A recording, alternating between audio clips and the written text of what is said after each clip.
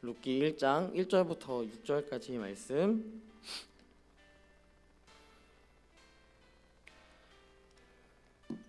룻기 1장 1절부터 6절까지의 말씀 우리 함께 읽을 때에 저희 구약성경 402페이지에 나와 있습니다. 룻기 1장 1절부터 6절까지의 말씀 우리 함께 살펴볼 건데요. 저 한 절 여러분 한 절 이렇게 교독하도록 하겠습니다. 사사들이 치리하던 때에 그 땅에 흉년이 드니라. 유다 베들레헴의 한 사람이 그의 아내와 두 아들을 데리고 모압 지방에 가서 거류하였는데 그 사람의 이름은 엘리멜렉이요 그의 아내의 이름은 나오미요 그의 두 아들의 이름은 말론과 기럯이니 유다 베들레헴 에브랏 사람들이더라. 그들이 모압 지방에 들어가서 거기 살더니 나오미의 남편 엘리멜렉이 죽고 나오미와 그의 두 아들이 남았으며 그들은 모압 여자 중에서 그들의 아내를 맞이하였는데 하나의 이름은 오르바요 하나의 이름은 루시더라. 그들이 거기에 거주한 지 10년쯤에 말론과 기럯 두 사람이 다 죽고 그 여인은 두 아들과 남편의 뒤에 남았더라. 함께 읽겠습니다. 그 여인이 모압 지방에서 여호와께서 자기 백성을 돌보시사 그들에게 양식을 주셨다함을 듣고 이에 두 며느리와 함께 일어나 모압 지방에서 돌아오려 하여. 아멘. 네, 오늘 우리 말씀은 자기 백성을 돌보시는 하나님이라는 제목으로 우리 함께 살펴보려고 합니다. 여러분들은 힘들 때 무엇을 주로 하시나요? 저는 아주 T 성향이 강한 사람 중에 한 사람입니다. ENTJ 중에서 T가 굉장히 강해서요. 누군가가 저한테 공감을 원한다면 그 공감을 정말 하지 못하는 그런 사람 중에 한 사람이고, 또한 공감을 요청하는 대화도 해결책을 자꾸만 찾아내려고 하는, 그래서 그것을 반드시 해결해내고야만 하는 그러한 욕망을 가지고 있는, 그런 생각을 가지고 있는 사람 중에 한 사람인데요. 이런 저도 어느 순간 바뀔 때가 있어요. F로 바뀔 때가 있습니다. 언제냐면 진짜 힘들 때, 진짜 너무 어렵고 힘들어서 마음이 다 무너졌을 때, 그때에는 어떻게 보면 참 그러지 않는 성향인데도 불구하고 누군가에게 찾아가서 이런 해결책을 찾는 것보다 나를 좀 위로해줘, 나를 좀 공감해줘 라는 이야기들을 계속해서 하는 모습을 저는 볼 수 있다는 것이죠.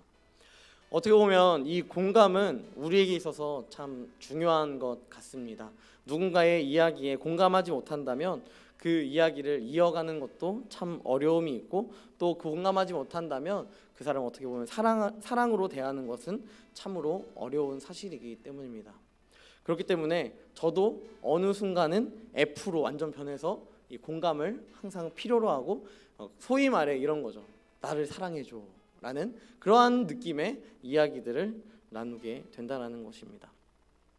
오늘 말씀은 이 나오미의 인생을 그리고 있습니다. 이 나오미의 인생, 어떻게 보면 두 가지의 상황을 이 말씀 가운데 배경으로 삼고 있는데요. 첫 번째는 사사들의 시대였다라고 이야기합니다. 이 시대는 여러분들이 성경을 잘 아시면 이해하기 더 편하시겠지만 자기 소견에 옳은 대로 행하는 시대였습니다. 사사기를 마무리하는 사사기 21장 25절 말씀에 보니까 그때 이스라엘에 왕이 없으므로 사람이 각기 자기의 소견에 옳은 대로 행하였더라. 자기가 원하는 대로 행하는 그러한 시대였다라는 것이죠. 하나님의 법이 있었고요. 하나님의 규칙이 있었습니다. 율법과 규례를 지키는 것이 어떻게 보면 이 유대인들에게는 너무도 당연하고 또한 합리적인 삶의 모습이었고, 또한 그런 방향성을 가져야 하는 존재였다는 것이죠. 하지만 이 이스라엘 민족들은요, 하나님이 주신 이 율법을 점점 무시하기 시작했습니다. 또 규례를 어기기 시작했습니다. 여러분, 이러한 어긋남을 보여주는 아주 대표적인 모습을 바로 사사시대를 통하여서 우리는 볼 수 있는 것이죠. 사사시대는요, 계속 하나님을 배신합니다. 계속 배신해요. 어떻게 이렇게 꾸준하게 배신할 수 있는지 신기할 정도로 이스라엘 백성들은 하나님을 배신합니다. 하지만 그 배신으로 인하여서 징계를 받고, 또한 이웃 나라들에게 어려움을 경험하고, 그 경험한 이후에 하나님께 다시 회개해서 하나님께 돌아오면 하나님께서 긍휼을 베푸사 그 민족을 다시 어떠한 외부적인 나라의 아픔 가운데 살아가는 것이 아니라 하나님의 통치를 받게 하는 은혜와 사랑을 계속해서 베푸시는 그 고갈되지 않는 사랑을 계속해서 나타냈다라는 것이죠. 이 사사시대를 통해 우리가 볼 수 있는 것은 인간은 계속해서 변한다라는 것입니다. 인간은 계속해서 변질되는 것 같아요. 하지만 하나님은요, 한 번도 변질된다거나 한 번도 말을 바꾸시는 적이 없는 것 같습니다. 결국 역사의 흐름 속에서 하나님의 잘못이 아니라 모든 것은 다 철저하게 인간의 잘못으로 이 이스라엘 민족들은 하나님과 멀어지기도 했고 또한 가까워지기도 했던 것 같습니다. 하나님은 한 발짝도 그 자리에서 움직이지 않았지만 이스라엘 민족들이 하나님의 곁을 떠나기도 가까이 나아가기도 하는 그러한 모습들을 보여줬다라는 것이죠. 그러한 시대를 이 나오미가 살고 있습니다. 또한 이 베들레헴이라는 이 땅에 흉년이 들었습니다. 이것은 두 번째 배경인데요. 여러분, 가나안 땅은 여러분 성지 순례를 혹시 갔다 오신 분이 있으신지는 모르겠습니다. 저도 안 갔다 왔기 때문에 뭐 정확하게 설명해 드릴 수는 없지만, 여러분이 가나안 땅은요, 원래 흉년의 땅입니다. 원래 그 땅은 경작하거나 어떠한 목자로서의 이제 양을 치는 것이 굉장히 안 좋은 땅으로 소문이 나 있는 땅입니다. 그럼에도 불구하고 성경에서는 이 땅을 젖과 꿀이 흐르는 땅이다라고 표현을 합니다. 여러분, 그런데 이 표현을 쓸 만큼 이 땅이 그렇게 좋은 땅이 아니다라는 것이죠. 농사를 짓기에 많은 어려움이 있었습니다. 그래서 대부분의 이스라엘 백성들은 목자로서 양을 치는 그러한 인생을 살아갔습니다. 하나님은 이 땅에 들어가는 이 이스라엘 민족들에게 한 가지 약속했는데요. 그게 뭐였냐면, 내가 너희에게 아주 적재적소에 비를 내려줄게.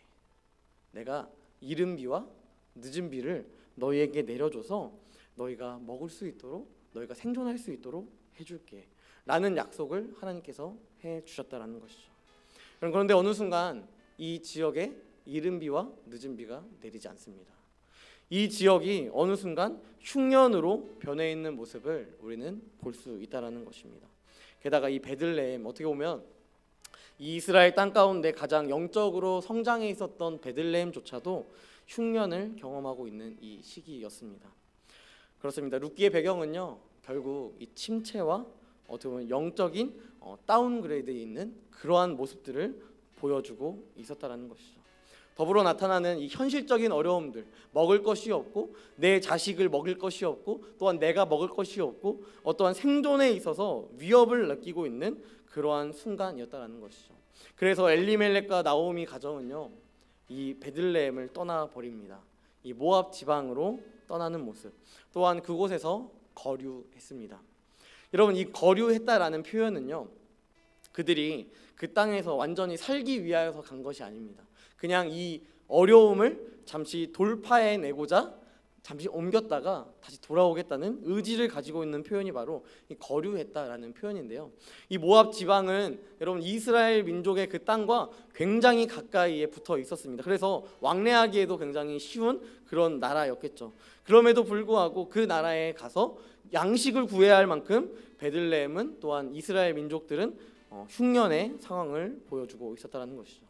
그런데 이들이 어느 순간부터 이 모압이라는 지역에 정착하게 됩니다. 2절 말씀해 보니까요, 거기 살더니라는 용어로 변화가 된 모습을 보여줍니다.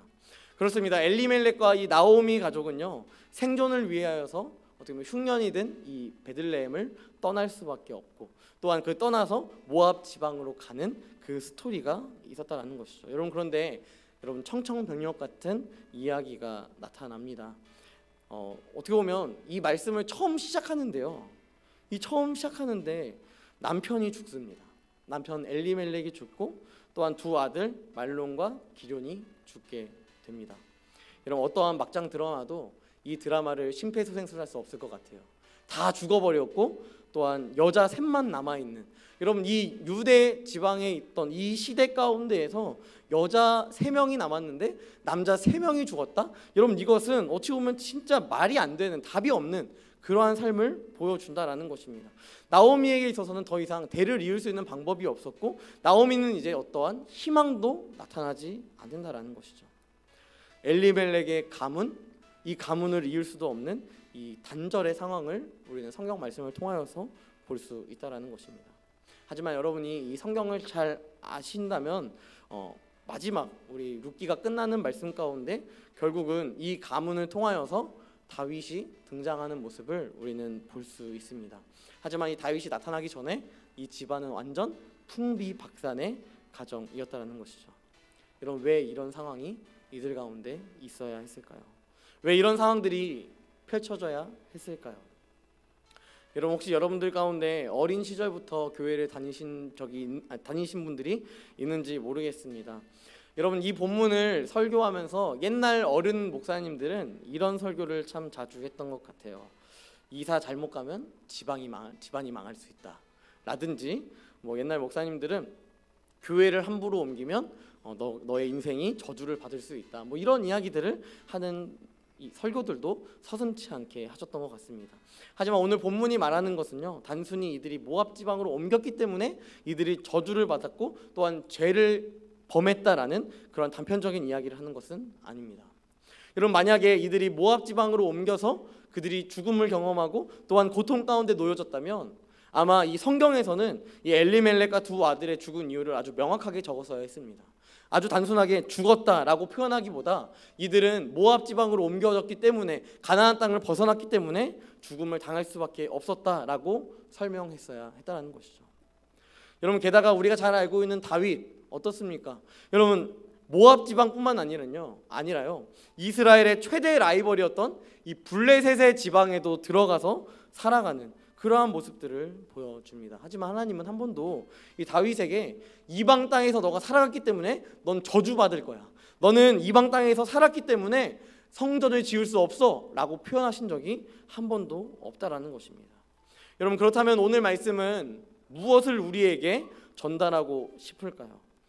한 가족이, 한 가문이 왜 모압 땅에 살아야 했느냐 하는 것을 우리는 살펴보아야 한다라는 것입니다. 여러분, 그 이유는요, 베들레헴에 흉년이 들었기 때문 아닙니까? 흉년이 들었기 때문. 여러분, 그렇다면 흉년이 왜 들었습니까? 이른 비와 늦은 비가 내리지 않았기 때문입니다. 이른 비가 늦은 비가 왜 안 내리지 않았습니까? 이스라엘의 영적인 침체가 있었기 때문에 이러한 현상들이 나타났다라는 것이죠. 하나님을 떠난 이스라엘 민족, 그로 인해 약속의 땅이라는 젖과 꿀이 흐르는 이 가나안 땅에 들어갔지만 그것을 경험하지 못하고 결국 가나안 땅에서 떠나 모압 지방으로 이주해야만 하는 이 문제 앞에서 이 가족의 문제가 아니라 이 베들레헴과 이스라엘의 문제를 우리는 반드시 살펴보아야 한다라는 것입니다. 여러분, 율법적으로요, 이스라엘 민족들은 그때 당시에 어떻게 보면 4,000년 전에 이 얘기일 수도 있겠지만 굉장히 사회복지 시스템이 지금보다도 잘 되어 있는 그런 시스템이었습니다. 아무리 부자들도요, 이삭이 떨어지면 그것을 줍지 않았습니다. 가난한 사람들이 그것을 주어서 먹을 수 있는 사회적인 이 보장 제도를 만들어 놓은 것이 바로 율법적인 방법이었습니다. 떨어진 이삭, 다 죽지 못한 이삭들은 가나안 자들이 가져가서 그들의 자식에게 먹이고 또한 자신이 먹는 그런 율법적인 제도가 있었습니다. 그런데 이 사사시대, 이 왕이 없음으로 자기 소견에 옳은 대로 행하는 이 삶을 살아가다 보니까 이스라엘 민족들이 이런 악행과 함께 비가 내리지 않고 흉년이 오고 또한 그 벌로 통하여서 누군가를 향한 긍휼의 마음이 없어지고 사랑의 마음이 없어지는 이러한 모습들을 보여주었기에 결국 이 엘리멜렉과 나오미는 이 땅을 떠나야 했다라는 것입니다. 저는 오늘 이 말씀에 나오는 문제가요, 베들레헴에 있음을 바라보며 함께 이 베들레헴을 보길 원하는데요. 여러분, 이 베들레헴 무슨 의미인지 혹시 아시나요? 이 베들레헴의 원어적 표현은 양식의 집이라는 의미를 가지고 있습니다. 더 구체적으로 이야기하면 빵집이라는 것이 바로 이 베들레헴의 정확한 표현입니다. 그런데 이 베들레헴, 이 빵집에 이 시대로 표현하면 또 떡집일 수도 있겠죠. 이 떡집에 떡이 없는 그런 상황들을 보여주고 있다는 것입니다. 왜 그렇습니까? 그들이 자기 소견에 옳은 대로 행하고 있기 때문입니다. 예수님은 이 땅 가운데 나타나셔서 제자들에게 또한 많은 사람들에게 말씀으로 선포하셨습니다. 그 말씀 가운데 참 제가 좋아하는 말씀은 이것입니다. 사람이 떡으로만 사는 것은 아니다. 하나님이 주시는 하나님의 말씀으로 사는 것이다 라고 말씀하시며, 또한 요한복음에 말씀하신 것이 무엇이냐면 내가 바로 그 생명의 떡이다, 말씀이다 라는 것을 이야기했다라는 것입니다. 그러니까 예수님이 우리에게 말씀하시는 것은 무엇이냐면 너희에게는 내가 필요한 거야. 너희가 떡집이라는 빵집이라는 그러한 이름이 붙여졌다 할지라도 너희에게는 내가 필요한 거야. 주님은 우리에게 이것을 이야기하고 있다라는 것입니다. 여러분, 그런데 이스라엘 민족들은 이것을 알지 못했습니다. 하나님이 자신의 삶의 주인 되심을 잊고 살아가는 존재였습니다. 여러분, 이 말씀을 현재를 살아가고 있는 우리에게 적용한다면 이럴 것입니다. 하나님은 여러분들을 교회로 부르셨습니다. 그런데 여러분 안에 정말 생명의 주인 되신 생명의 떡 예수가 주인 되어 살아가고 계십니까? 여러분 안에 정말 하나님이 나의 삶의 주인이시다라는 고백을 감히 할 수 있으십니까? 여러분의 삶이 마치 사사시대를 살아가고 있는 왕이 없음으로 자기 소견에 옳은 대로 행하는, 여러분, 이 왕이 없음으로 자기 소견에 옳은 대로 행했다라는 것은요, 왕이 없음을 표현하는 것이 아닙니다. 여러분, 첫 번째 1차적인 이야기는 왕이 없다라는 것을 통하여서 하나님이 이 나라의 왕이 되지 못했다라는 것을 표현하는 것이고, 두 번째 표현은 왕이 없음으로 각기 제 길로 각기 자기의 소견에 옳은 대로 행했다라는 것은 자기가 왕이 됐다라는 것을 이야기하는 것입니다. 하나님이 왕이 되어야 하는데 내가 왕이 되는 그러한 인생을 살아갔다라는 것입니다. 여러분, 우리는 예수를 믿는다고 말합니다. 하나님의 자녀라고 말합니다. 하지만 우리 안에 하나님의 어떠한 영향력도 없이 그렇게 살아가고 있는 모습은 아닌지 우리의 삶을 다시 한번 되돌아볼 필요가 있다라는 것이죠. 여러분, 한국 기독교 인구 중에서 15%가 지금 교회를 떠날 생각을 가지고 있다라고 답했습니다. 여러분, 그런데 15% 중에서 49%, 이 15% 안에 있는 사람들 중에서 49%, 그러니까 50%가 거의 다 되는 그 정도의 사람들이 이야기했던 자신이 신앙을 버릴 수밖에 없는 이유로 택한 것이 여러분 무엇인지 아시나요? 뭘까요? 네. 이 사람들이 왜 본인의 신앙을 포기하겠다, 그만 다니겠다라고 이야기할까요? 뭐일 것 같으세요? 우리 예언자님 뭐가 그들을 떠나게 할까요? 교회를 모르겠어요. 네, 참 슬펐던 것은 무엇이냐면요, 여러분, 이 사람들이 이 성경에 나오는 기적이라든지 초자연적인 현상들을 보고 그것 때문에 믿지 않겠다고 말하는 사람들은 21%였습니다. 여러분, 49%의 사람들이 왜 교회를 떠나야만 하는가라고 이야기했을 때 이 이야기를 하더라고요. 기독교인에게 실망해서, 기독교인에게 실망해서, 어떤 종교의 필요성을 못 느끼거나 성경의 초자연적인 현상을 믿지 못해서가 아니라요, 이 사람이 그리스도인이라고 이야기한대요. 나는 예수 믿는다고 이야기한대요. 그런데 그 사람의 예수가 없어 보여요. 그 사람의 예수라는 그 이름이 하나도 없어 보이고 예수의 흔적이 전혀 없어 보이는 그러한 모습을 보고 교회를 떠날 수밖에 없다라고 이야기합니다. 여러분, 물론 교회는요 참 신기한 공동체인 것 같습니다. 상처를 준 사람은 없어요. 네, 상처를 받은 사람만 있습니다. 누가 상처를 주었느냐, 그것은 아무도 알 수 없습니다. 그런데 많은 사람들이 이 종교를 통하여서 또한 교회에 나와서 참 많은 상처를 입는 것 같습니다. 하지만 움직이는 교회인 우리가 누군가에게 실망을 안겨주고 상처를 준다는 것을 우리가 생각해 볼 때 우리 안에 정말 예수가 없기 때문은 아닐까. 그럼 우리는 이것을 다시 한번 생각해 보아야 한다는 것입니다. 예수가 없으니까, 예수가 없는 시대 가운데 룻기 시대의 베들레헴처럼 우리 인생이 텅텅 비어 있어서 허무하고, 나를 위해 죽으시고 부활하신 그 예수의 은혜가 나의 삶에 어느 순간 하나의 영향력도 주지 못하는 그러한 그리스도인의 모습으로 살아가고 있지는 않은지 우리의 삶을 되돌아보아야 한다는 것입니다.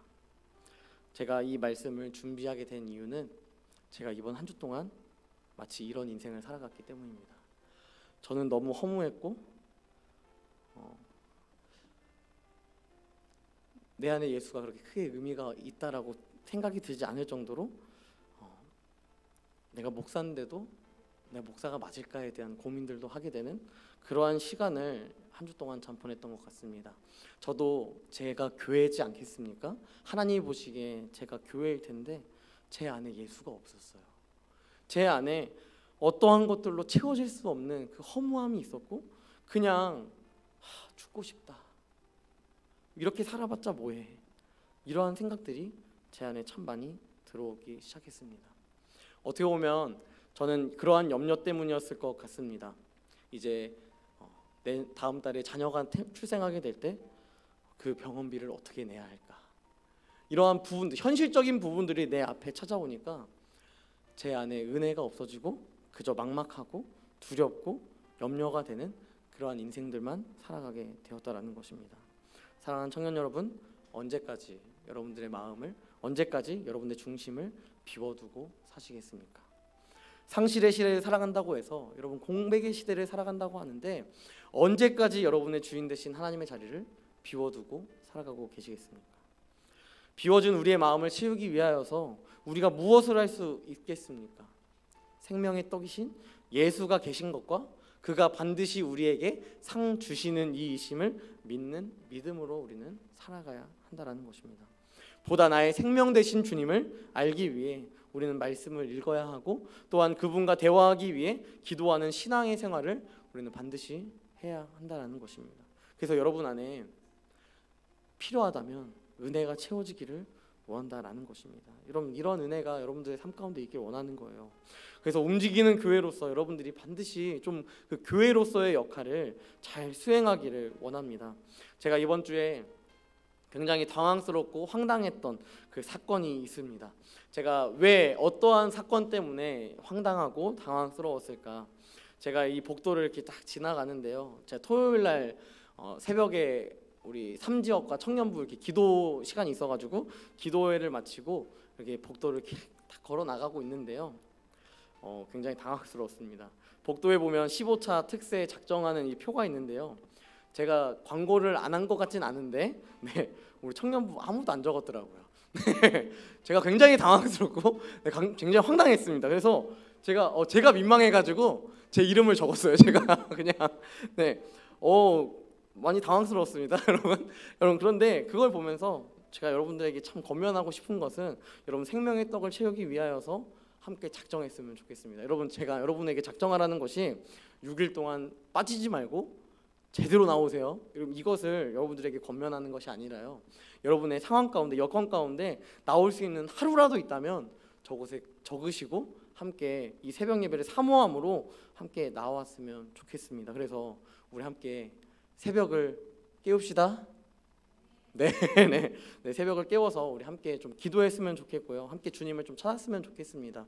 저도 상실의 시대를 살아가면서 또한 하나님이 주인 되지 않은 삶을 살아가면서 가장 먼저 회복하려고 했던 것이 기도였어요. 그리고 말씀이었습니다. 그래서 진짜 이번 주에 설교를 몇 개를 했는지 모르겠어요. 지금 신방을 하도 다녀가지고 설교를 몇 개를 했는지 모르겠는데 그 모든 설교들이 저한테 참 은혜로 다가오는 것을 또 다시 한번 회복하며 느꼈습니다. 여러분 이러한 은혜가 말씀이 여러분들에게 살아있는 그러한 은혜가 있길 원하고요. 기도를 통하여서 하나님과 정말 대화하는 귀한 은혜가 있었으면 좋겠습니다. 그래서 주님은요 우리에게 후히 주시고 꾸짖지 아니하신다고 말씀하셨습니다. 그분을 의지해서요 이 생명의 떡을 공급받는 청년들이 되기를 주님의 이름으로 간절히 소망합니다. 여러분 나오미가 남편도 죽고 두 아들도 죽은 이 상황에서요 여러분 얼마나 상실감이 컸을까요? 며느리 둘과 함께 살아가지만 며느리 두 사람은요 이방 여인이었어요. 모함 여인이었습니다. 그러니까 여러분 신앙의 이 어떻게 보면 상담을 하고 싶어도 상담이 안 되는 거예요. 내가 하나님이 날 이렇게 만드셨어, 이렇게 힘들게 하시는데 하나님께서 나에게 더 좋은 길이 있으시겠지? 라고 며느리한테 이야기해도 하나님이 누구죠? 라고 이야기하는 그러한 상황 가운데 놓여 있었다는 것입니다. 그런 상황에서 한 가지 소식이 들립니다. 오늘 마지막 말씀이었던 6절 말씀인데요. 6절 말씀에 보니까 이렇게 나와 있습니다. 여호와께서 자기 백성을 돌보시사 그들에게 양식을 주셨다함을 듣고. 나오미에게 이보다 더 큰 은혜가 있을까요?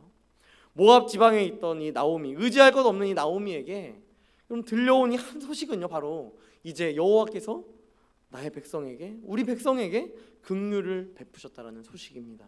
양식을 주셨다. 나오미는 이제 이 소식을 듣고 베들레헴으로 다시 돌아갈 것을 이제 선택합니다. 제가 이 말씀을 보면서 참 은혜가 됐던 게 무엇이냐면요, 하나님이 하나님의 소식을 듣게 한다라는 것입니다. 우리의 연약하고 어려움 가운데 놓여져 있는, 그리고 또한 상실의 시대를, 절망의 시대를 살아가고 있는, 또한 영적인 침체와 흉년의 시대를 살아가고 있고, 또한 남편과 두 아들을 잃은 이 상실의 시대를 살아가고 있는 룻에게 룻이 아니라 나오미에게 하나님의 은혜를 듣게 하시는 그 은혜를 베풀어 주셨다는 것입니다.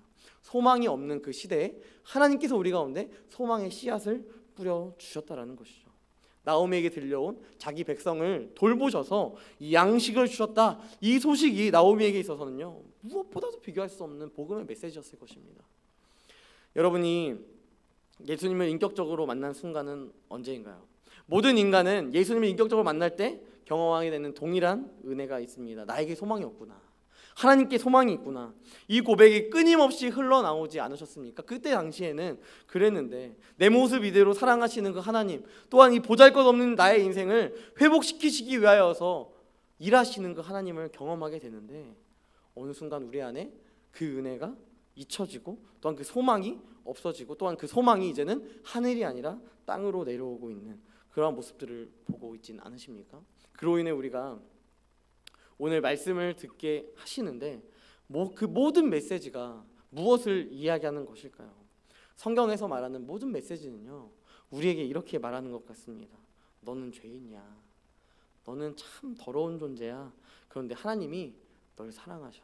근데 그 사랑은 너가 예측하는 것보다, 너가 상상하는 것보다 그 이상으로 너가 감히 예측할 수 없는, 감당할 수 없는 그 사랑을 하나님께서 너에게 부어주신다라는 메시지입니다. 그래서 이 놀라우신 하나님의 이 은혜를 주변에서 듣게 하시고 나의 삶에 들어오게 하셔서 하나님이 살아계심을 감히 우리가 부인할 수 없도록 만들어 주신다라는 것입니다. 여러분, 이 은혜를 들으려면 어떻게 해야 할까요? 계속해서 하나님의 은혜를 갈망해야 하는 거예요. 하나님의 은혜를 우리는 기대하며 또한 바라보아야 한다라는 것입니다. 여러분, 물론 우연이라는 이름으로 하나님이 일하실 수 있습니다. 또한 하나님께서는 우연이라는 이름을 통하여서 우리 가운데 회복을 또한 일으키실 수도 있습니다.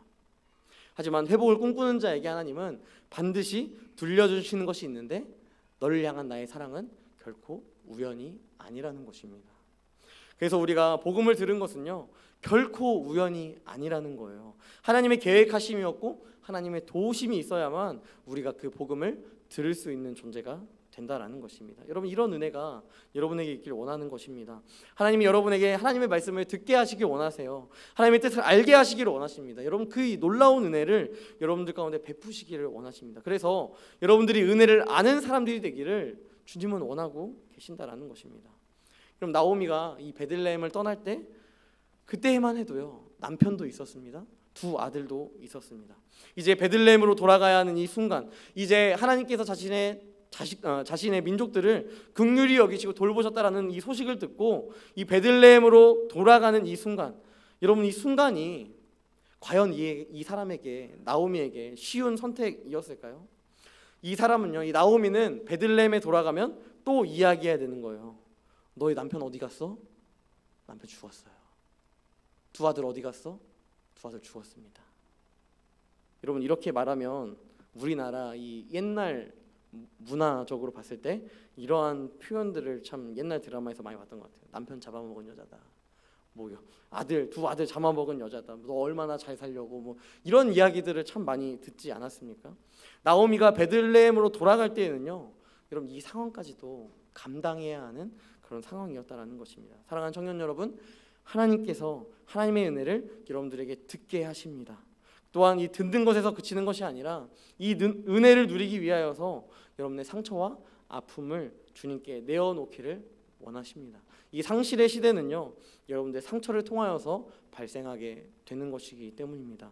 그렇기 때문에 여러분, 우리는 주님께 우리의 모든 상처와 아픔을 맡겨드릴 수 있어야 합니다.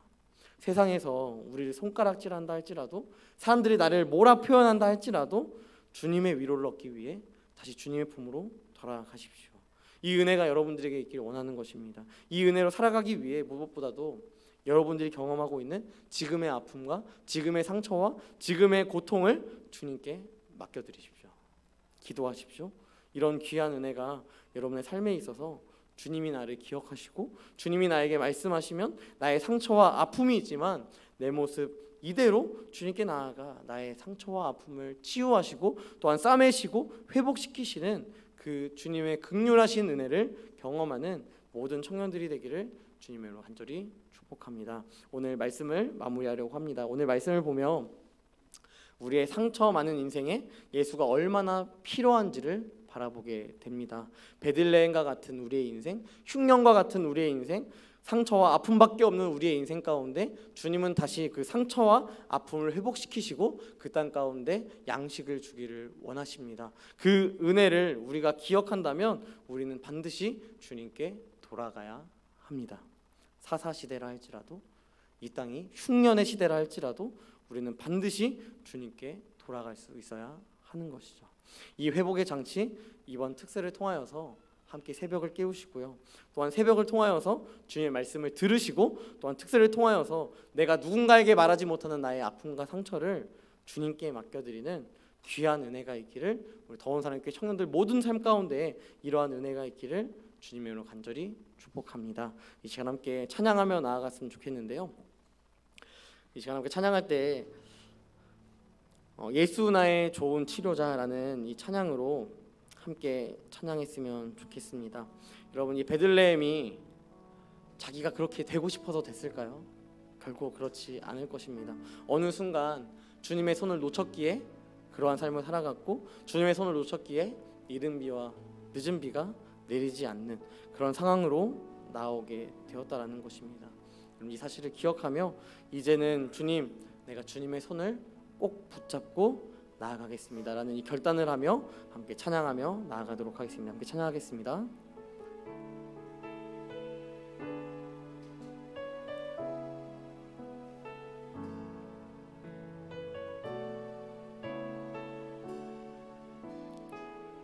예수 나의 좋은 치료자, 예수 나의 좋은 치료자, 그의 눈이 머무는 곳은 나의 슬픔과 고통, 고개 들어 그의 눈을 볼 때에 난 알았네. 예수 나의 좋은 치료자, 예수 나의 좋은 치료자, 예수 나의 좋은 치료자, 그의 손길이 닿는 곳은 나의 상처와 아픔, 영원히 흐를 것 같았던 눈물 다 멎었네. 예수 나의 치료자, 나 노래하리라. 나 노래하리라. 선한 나를 돌아보신 구세주를 찬양해. 하늘 닿는 곳까지 내 손 들리라. 예수 나의 치료자, 나 노래하리라. 나 노래하리라. 선한 나를 돌아보신 구세주를 찬양해. 하늘 닿는 곳까지 내 손 들리라. 예수 나의 치료자. 이 시간 함께 기도하기 원합니다. 함께 기도할 때, 여러분, 이 시간 함께 기도할 때, 이 시대는 사사시대와 다를 것이 없습니다. 이 시대를 살아가다 보면 상실이 오고, 이 시대를 살아가면 아픔만 오고, 이 시대를 살아가다 보면 하나님을 놓은 채, 하나님을 버린 채 살아가고 있는, 하나님은 그 자리에 그대로 계시지만 우리가 하나님이 아닌 다른 것을 자꾸만 선택하고, 하나님이 아닌 다른 것들을 자꾸만 선택할 때 우리가 주님과 멀어져 우리의 인생 가운데 흉년이 찾아오고 베들레헴으로서의 삶을, 교회로서의 삶을 살아가지 못하는 것입니다. 하나님, 이 시간 기도할 때 하나님의 말씀이 내 안에 충만하게 하여 주시옵소서. 하나님의 은혜가 내 안에 충만하게 하여 주시옵소서. 내가 한 주를 살아갈 때에 나는 죄인이고 나 같은 죄인 살리신 그 놀라우신 은혜, 그 놀라우신 사랑, 감히 형용할 수 없고 감히 다 설명할 수 없고 표현할 수 없는 그 사랑을 받은 나를 다시 한번 돌아보게 하시고 주님 이제 주님 앞에 겸손하게 낮아져서 살아갈 수 있는, 또한 주님의 은혜를 항상 갈망하며 살아갈 수 있는 귀한 은혜를 내려달라고, 또한 여러분 함께 기도할 때 여러분들의 아픔을 주님 앞에 쏟아내십시오. 여러분들의 고통을 주님 앞에 쏟아내십시오. 그저 삼켜내는 것이 아니라, 어떻게든 버텨내는 것이 아니라, 주님은 우리가 그 상처와 아픔들을 기도로 풀어나가기를 원하십니다. 이 마음을 가지고 시간 함께 기도할 때 하나님 나를 도와달라고, 하나님 나를 보살펴달라고 이 시간 함께 기도하며 나아갔으면 좋겠습니다. 함께 기도하겠습니다. 전능하신 하나님,